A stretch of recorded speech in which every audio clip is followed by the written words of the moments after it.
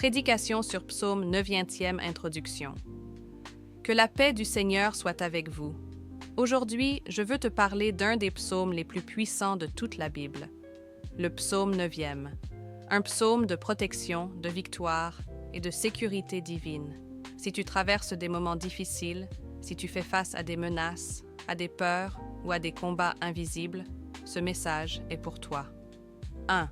Demeurer sous l'abri du Très-Haut. La Bible dit « Celui qui demeure sous l'abri du Très-Haut repose à l'ombre du Tout-Puissant ». Écoute-moi bien, la protection de Dieu commence avec la proximité de Dieu. Reste près de lui, marche avec lui, confie-lui ta vie, et tu reposeras sous son ombre. Même quand tout bouge autour de toi, Dieu te garde stable. 2.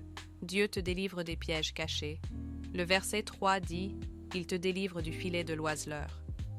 Il y a des pièges invisibles, des attaques que tu ne comprends pas, des situations que l'ennemi prépare en secret. Mais Dieu voit ce que toi tu ne vois pas. Et il te protège même dans ce que tu ne comprends pas encore. 3. Ses ailes sont ton refuge. Il te couvrira de ses plumes. Lorsque la tempête souffle, Dieu te couvre. Quand ton cœur tremble, Dieu te couvre. Quand les attaques se lèvent, Dieu te couvre. Tu as un refuge, l'ombre du Tout-Puissant. 4. Tu ne craindras pas. Le psaume dit « Tu ne craindras ni la terreur de la nuit ». La nuit apporte souvent des peurs, des pensées, des inquiétudes. Mais Dieu te dit « Tu ne craindras pas ». Pas parce que tu es fort, mais parce qu'il est ton bouclier. Même si 1000 tombent à côté de toi, même si l'instabilité touche ton environnement, toi, tu restes debout. 5. Tu seras spectateur, pas victime. La Bible dit « 1000 tomberont à ton côté, mais tu ne seras pas atteint ». Tu verras des choses autour de toi, tu verras des attaques, tu verras des épreuves, mais toi, tu ne seras pas atteint. Pourquoi ? Parce que tu marches sous un pacte de protection divine. 6. Dieu donne des ordres à ses anges pour toi. Il donnera des ordres à ses anges pour te garder. Tu n'es jamais seul. Même quand tu crois être abandonné, le ciel travaille pour toi. Dieu envoie des anges pour te protéger, te garder, t'entourer.